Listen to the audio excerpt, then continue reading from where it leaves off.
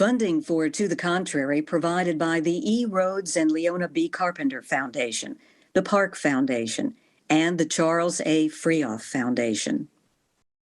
This week on To the Contrary, Pope Leo has mainly demonstrated so far his commitment to listening and continuing the path of synodality.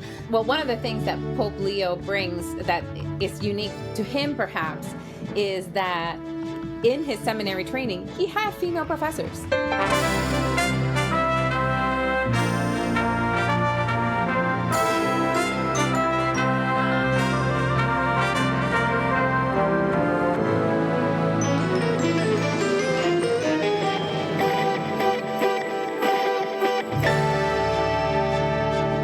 Hello, I'm Bonnie Urbay. Welcome to the Contrary, a discussion of news and social trends from a variety of perspectives.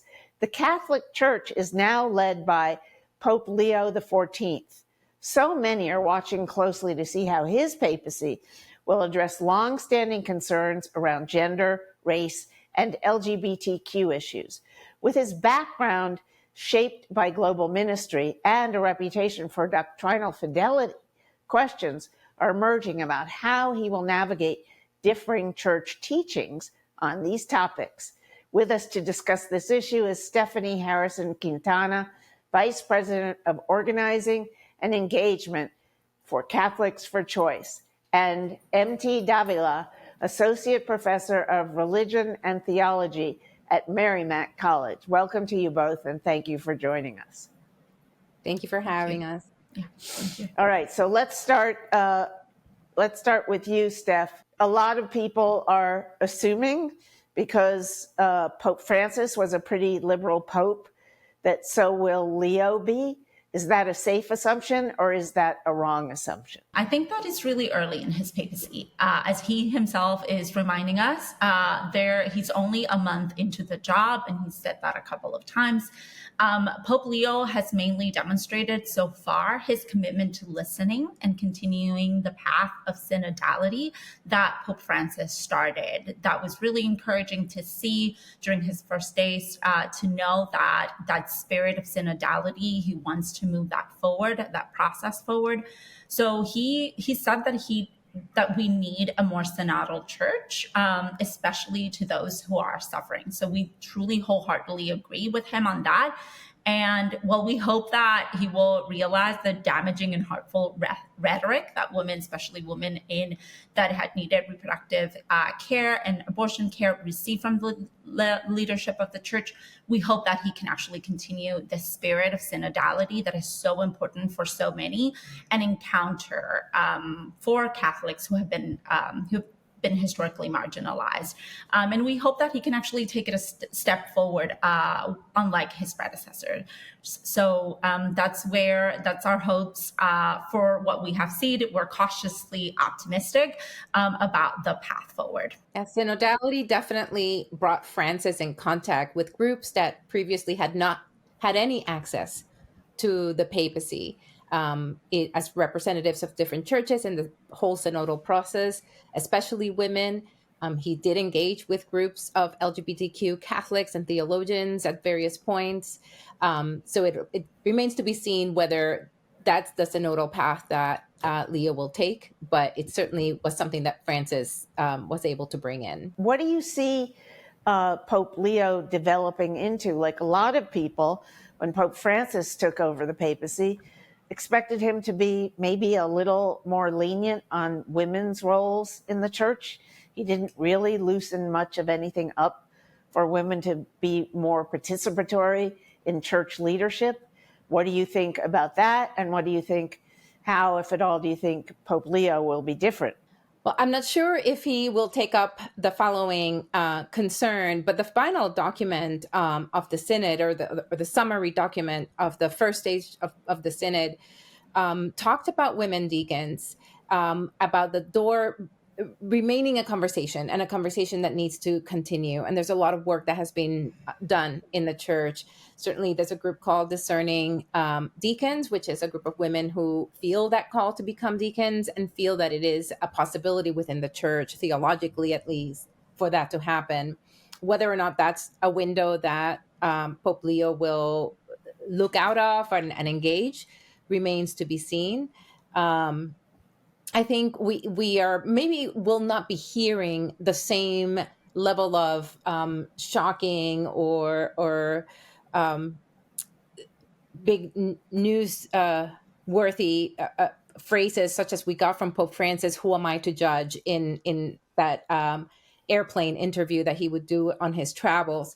Pope Leo's About LGBTQ Catholics. correct. Pope Francis is a little. Pope Leo, excuse me, is a little more guarded in how he speaks. That doesn't mean he doesn't speak from his heart and to justice. We can talk about that in a minute, but we're not going to get those headline kind of phrases, I think, for now, anyway. Well, does that mean he will be more or less pushing forward, progressive, you might say, on changing where the church stands or is seen to be standing by the Catholic public? I think that the changes that Francis welcomed, such as having women lead very high-level offices in the Vatican, are going to stay, are there to stay. He's not going to change that back.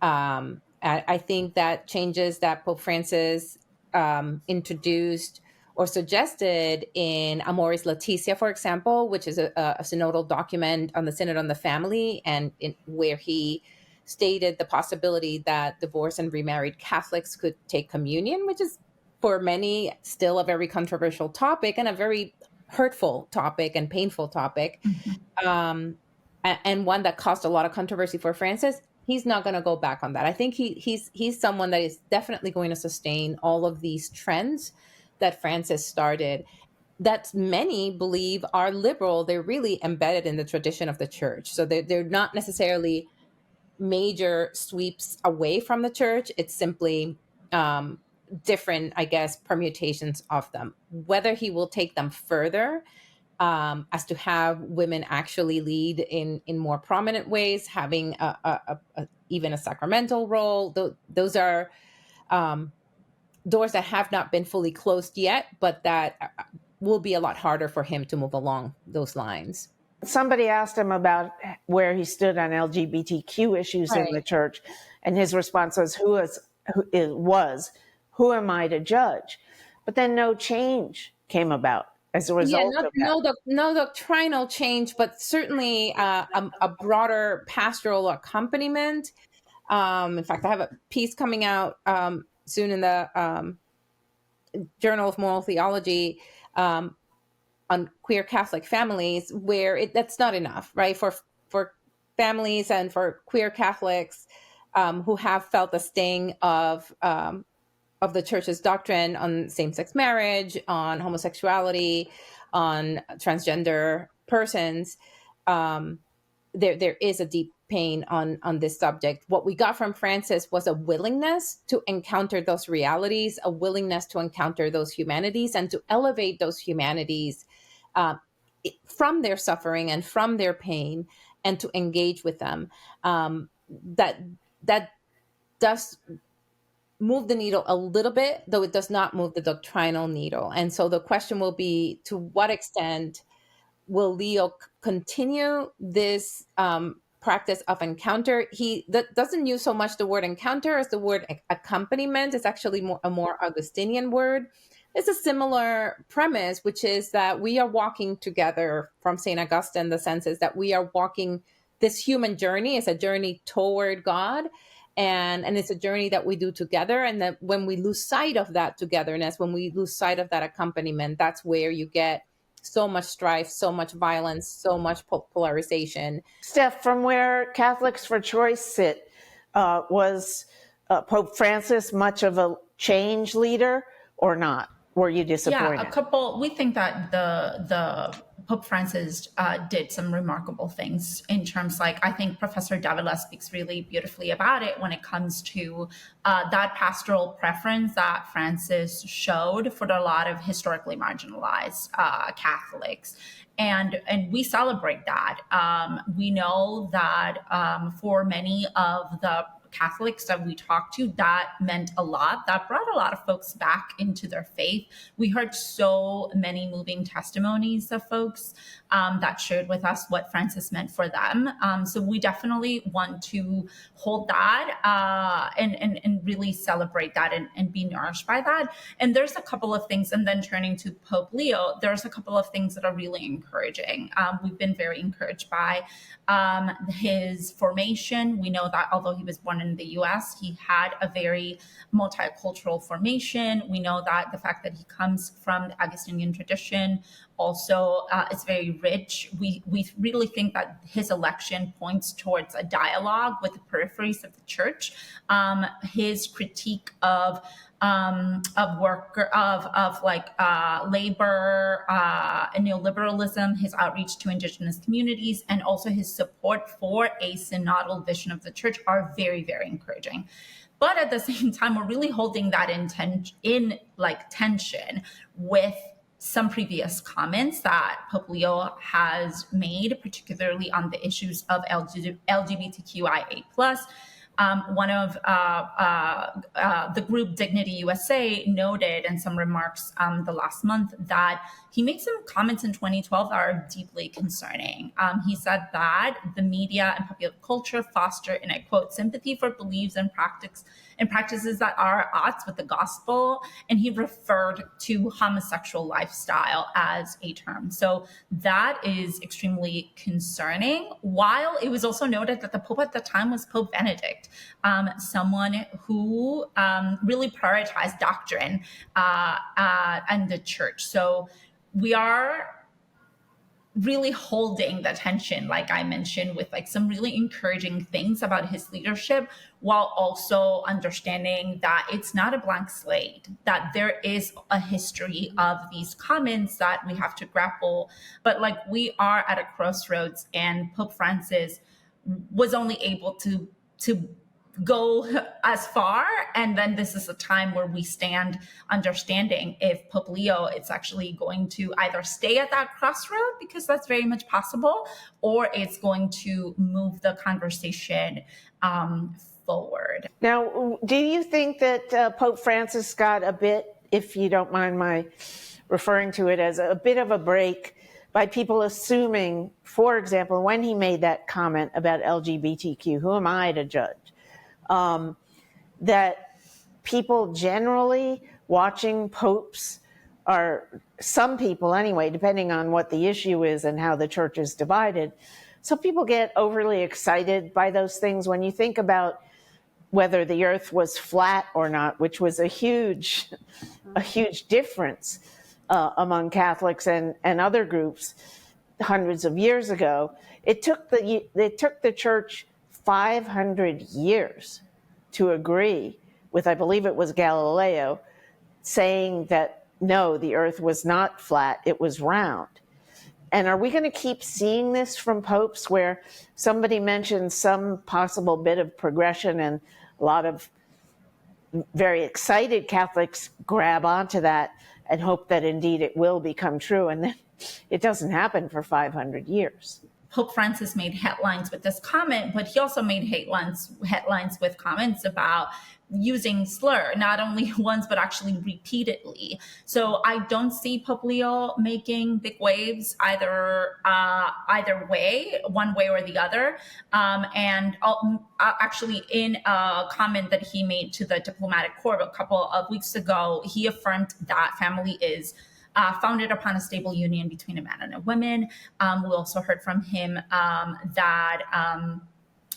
so more comments on sort of this direction. And a lot of folks thought that was a win for traditional values.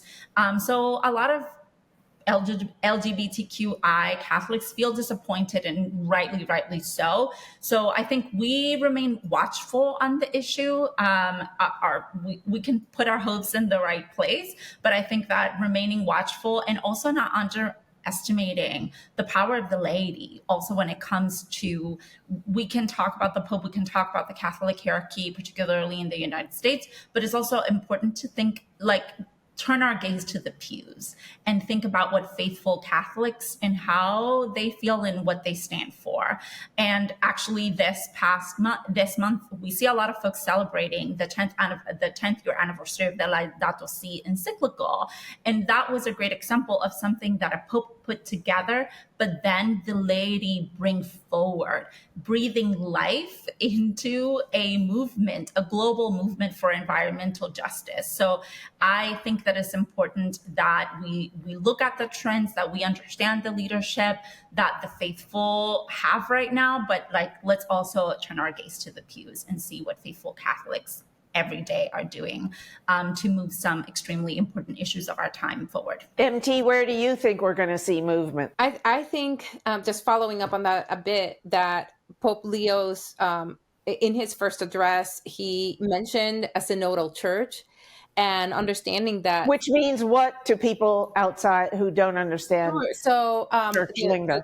For the past number of years, 5 years or so, every so many years, the church has a synod, but the most recent one, a synod is simply a conversation among the leadership of the church. But the most recent one was a synod on synodality.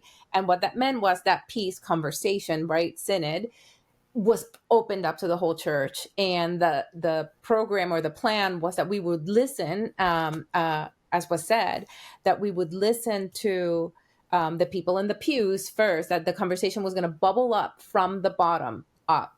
Representative conversation, dare I say democratic conversation. It's not necessarily democratic decision making, but the conversation was meant to be democratic. And some of the things that happened was that people actually took off with pieces of it, while the official church was having its own process, cenotal process. There was some groups had a synod for LGBTQ people. You have Ish Reese, who's a Puerto Rican queer Catholic theologian, who has written about the synodal process among queer Catholics. You have what we call the Synod from the Margins, which was product of one of the Vatican, of the dicastery for integral human development, but it was essentially saying, you know what, let's really make sure that part of the synod goes to the peripheries and listens to people in jail, listens to the faithful on the streets, listens to prostitutes and migrants and all kinds of groups of people that we normally wouldn't say are sharing in the life of the church. So him putting that forward tells me, as has been said, that listening is going to be part of his leadership, and that listening is going to be perhaps, hopefully, modeled after the synod. Now, when each of you speaks with members of the public, Catholics, regular church-going Catholics who aren't officials within the church, how do you explain to them the very slow movement of new principles, new guideposts that make up Catholic rules and law and dogma? How do you say that? Let's start with you, Steph. I want to uplift lived experience as a source of where a lot of the life of the church happens. When I think about the church, Bonnie, I think about, yes, there's the hierarchy, but at its core, the church is the people of God. And I think about there is limitations to what even the faithful expect of their leadership. And I think the issue of abortion is actually a really good example of when sometimes the laity and just Catholics depart from what the hierarchy of the church is saying. Pew research shows that only 1 in 10 Catholics agree with the church hierarchy, that abortion should be impermissible, banned at all, in all cases, right? So we see a departure from the doctrine of the church, what the hierarchy is putting forward. And I think this is across issues as well. So I think that, like I mentioned, there's one thing that change is slower, like you mentioned, Bonnie, but also want to uplift the lived experiences of the people that are faithful Catholics. And for them, change is happening. I'd love to know what both of you think about the future of women in the church.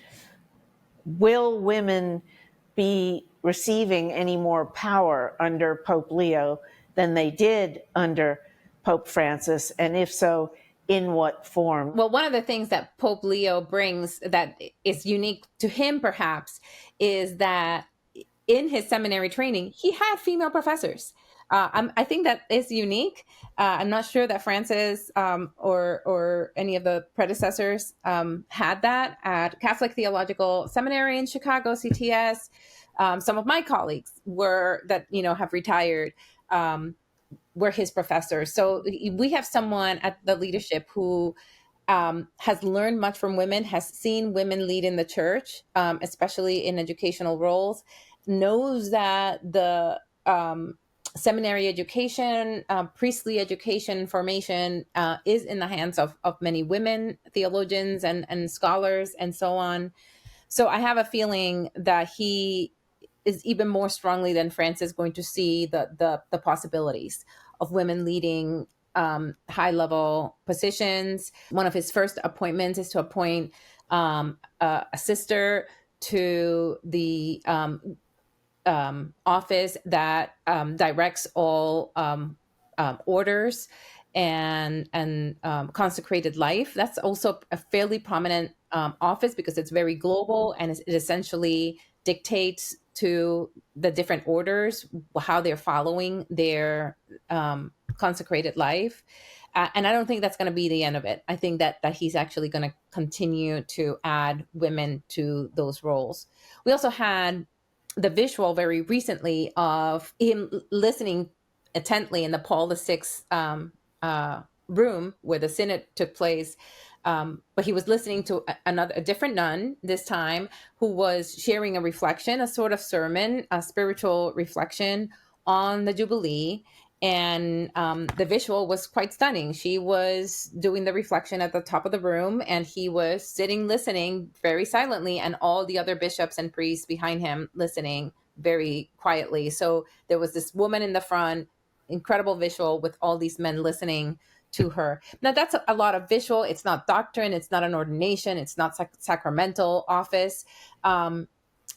So again, I think where we might have some possibility of moving the conversation forward is on the role of deacons and women deacons. There's a lot of work that's been done on how this is part of church tradition. It needs to be picked up again. It's like almost like a low hanging fruit. It shouldn't take much to do, but it is still controversial to have that possibility. Do you think that Pope Leo could be the one to move the idea of women becoming deacons to the forefront of the church's doctrine of, or not doctrine, but list of accomplishments it would like to achieve under his papacy? It's yet to be seen. I don't know what kind of priorities he's shaping right now. There's certainly complications in the world that, such as war, such as the immigrant crisis and technology and AI, which are very much in his forefront to address.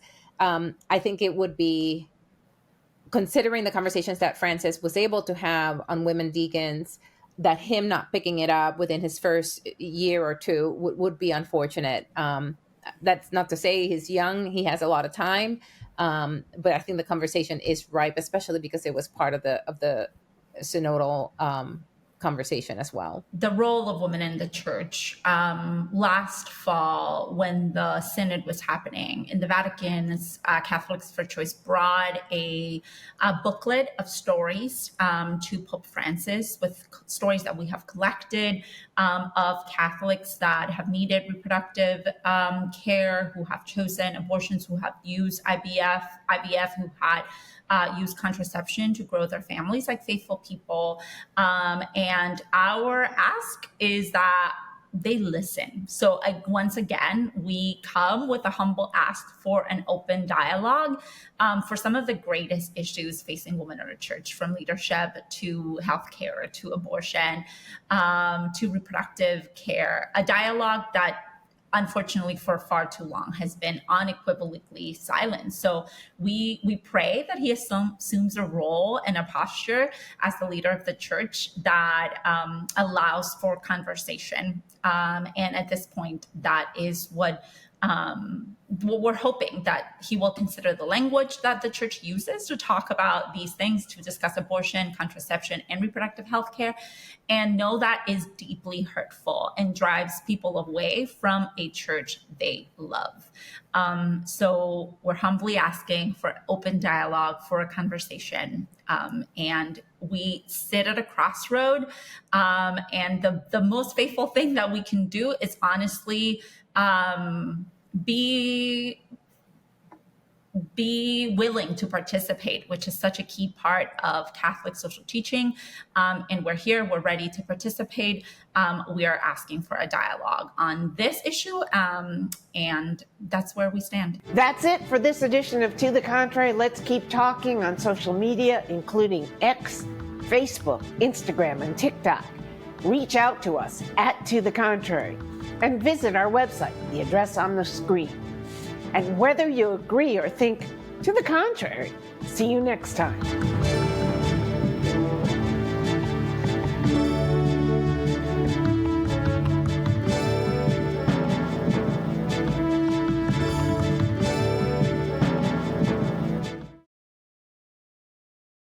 Funding for To the Contrary provided by the E. Rhodes and Leona B. Carpenter Foundation, the Park Foundation, and the Charles A. Freoff Foundation. For a transcript or to see an online version of this episode of To the Contrary, please visit our PBS website at pbs.org/To the Contrary. You're watching PBS.